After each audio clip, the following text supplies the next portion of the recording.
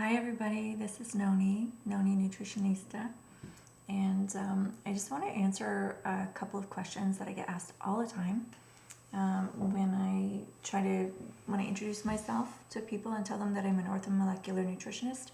Invariably they want to know, what's that? What's orthomolecular? They've heard of a nutritionist but not orthomolecular. So I want to answer that, and then I want to answer, people ask me, well, can it really make a difference in my health, and particularly mental health? So I just want to address those quickly.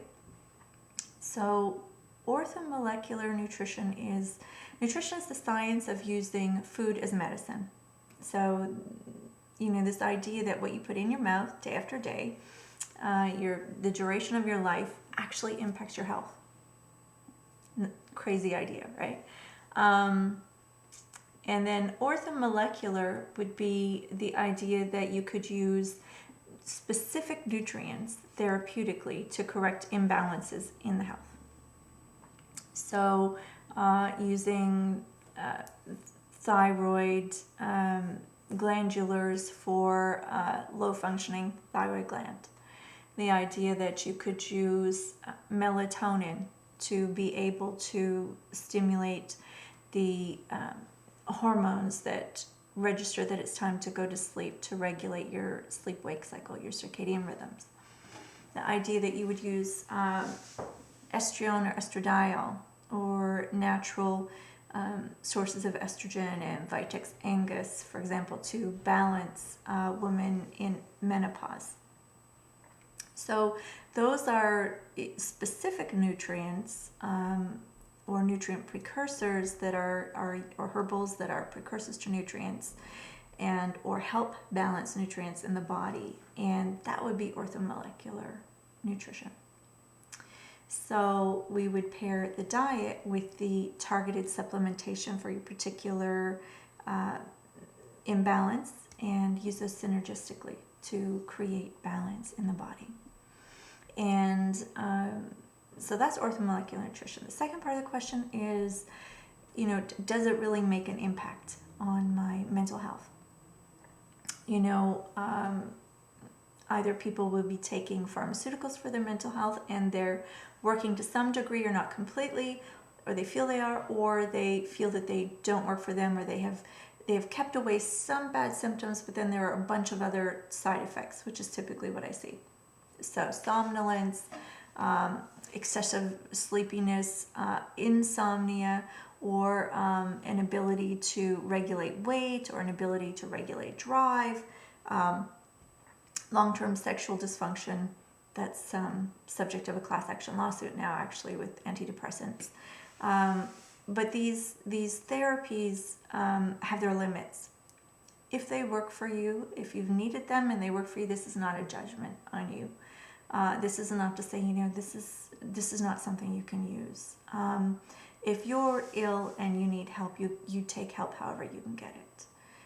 Trust me, I know what that's like. I've lived with mental health in my close family, and I understand. You just need some help when you're suffering. So I get that, but as a long-term plan, when you're in a stable place, stable enough to start to look at it, I help clients look at their diet and look at how that can impact their mental health. People want to know, really, can it make a difference? It really does. We now know, there are a lot of studies out of Caltech happening right now around the link between the gut biome and your mind. And so it really impacts drive, impacts mood, impacts cognition, impacts appetite, impacts the formation of amyloid plaque in the brain that we know is related to Alzheimer's. And it impacts all of the hormones. The complete endocrine system is impacted by your diet more than anything else you can do. Cortisol is impacted by your diet. So that, that's a stress hormone that causes you to put a lot of weight around the middle and just be fatigued all the time. At first it winds you up and then causes you to be fatigued once you burn out. And so, all of these things are very much impacted by diet. How I came to this was my young son was given multiple mental health diagnoses, very serious diagnoses. And I was given prescriptions for him that I didn't feel comfortable using as a first-line treatment. First of all, I couldn't find any safety or efficacy data in children. That's very troubling.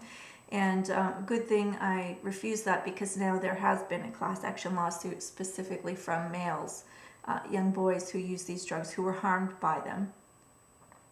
So that was, at the time I was demonized for it, but I'm happy that I chose that route.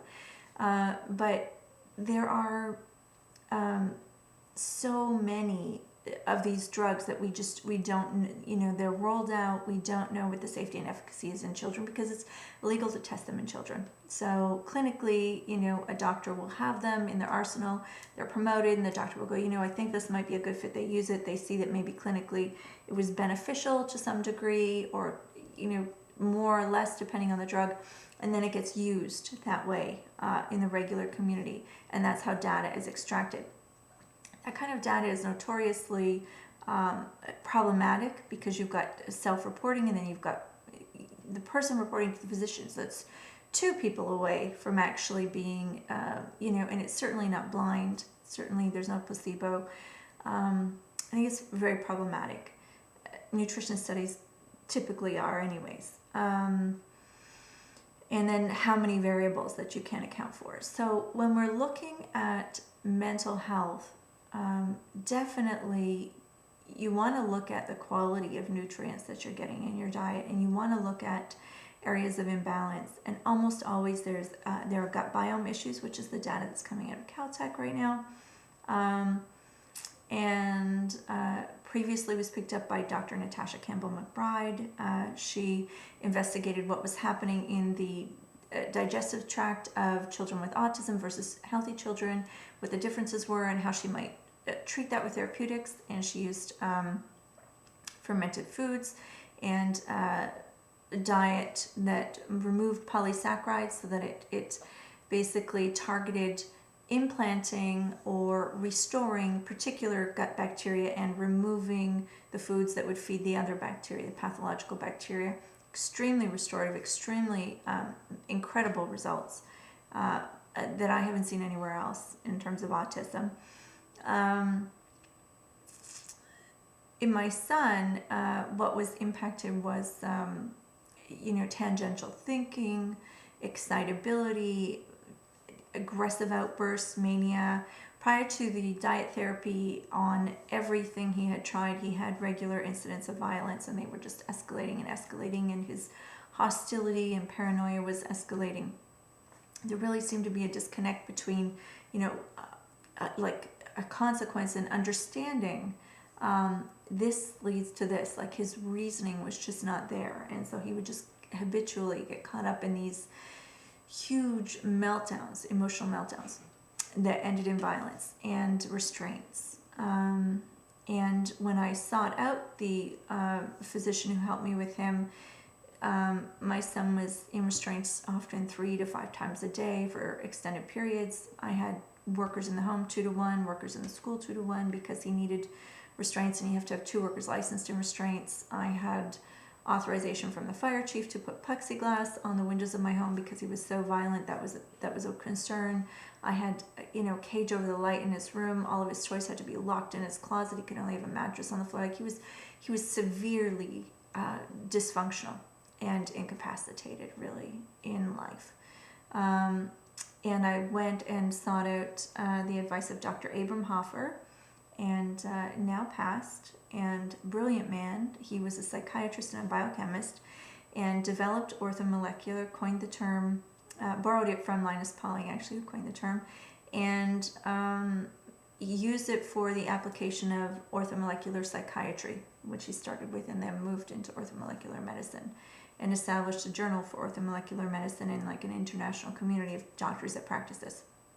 It's a early precursor of functional medicine. And basically what they do is they look at which nutrients would impact which disease states and how, by which mechanisms, and how might they correct for particular disease states using nutrients and high doses or therapeutic doses of nutrients.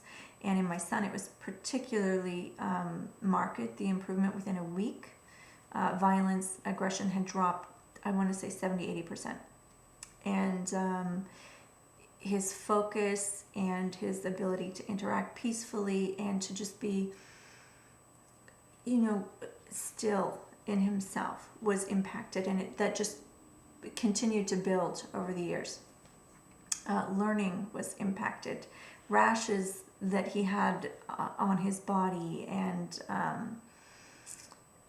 behaviors that he had, rhinitis that he had, cold sores that he had, all of this was impacted and went away. And it was just so incredible. I returned to school to study it. So yes, it is very powerful as a therapeutic, and I invite you to reach out if you think it would be something that would benefit you in your life. Certainly having good nutrition is going to benefit you in a multitude of ways, but if you suffer from mental health issues, I invite you to reach out to see what we could do to help you find more balance in your mind and in your function in your day-to-day life. And I just have incredible empathy for people who are suffering this way. And so that is a special interest of mine. And if you know someone who's suffering that way, please share the video. Let them know that there is hope for something that could help them. And, it can be used alongside pharmaceutical therapeutics, and it can be used as a standalone if you're opposed to pharmaceuticals. So it's really between yourself and your family and your doctor, how you want to approach this, but I'm willing to come on board and work with you collaboratively. Okay? Thank you. Namaste.